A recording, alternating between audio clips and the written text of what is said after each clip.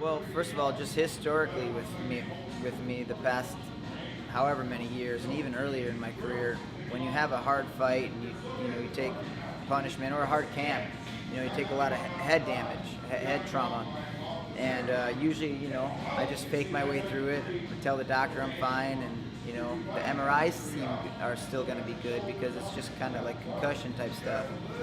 I think it's because I have kids and I have a lot more at stake these days that I just took my health a little bit more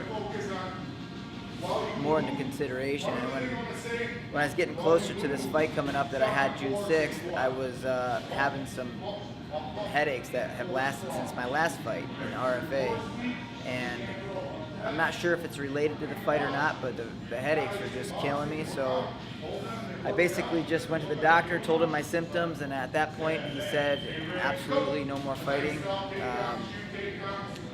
And I just kind of took his advice for once, and it was a hard day for me. I won't lie. I went back to tell my boxing coach because we were really excited about my next fight, and everything was firing on all cylinders as far as other injuries and training, and I just made a decision to probably, I want to say retired, but indefinitely. I don't know if there's a comeback. That's why I didn't really tell anybody. I didn't let anybody know. I just kind of canceled the fight and went about my life.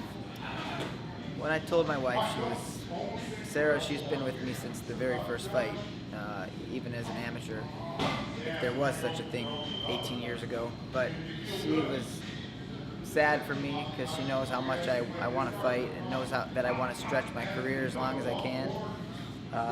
There's other guys my age doing great, but they didn't start at 18 years old, 19 years old. They maybe started fighting later in their life. I have, between my boxing fights and MMA, I have 85 fights.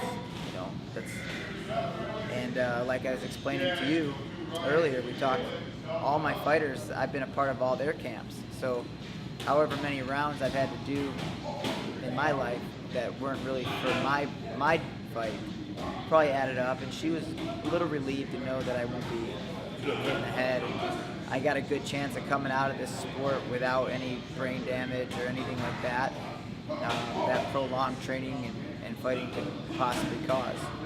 You know what? My wife would probably kill me if when I went to my gym this morning, I had to go drop some stuff off. I looked at my gear, I grabbed my bag, I started loading my stuff. Like, I might as well train at least while I'm there, help out some of the other guys being a body, and I'm like, oh, no sense in sparring if I'm not going to fight.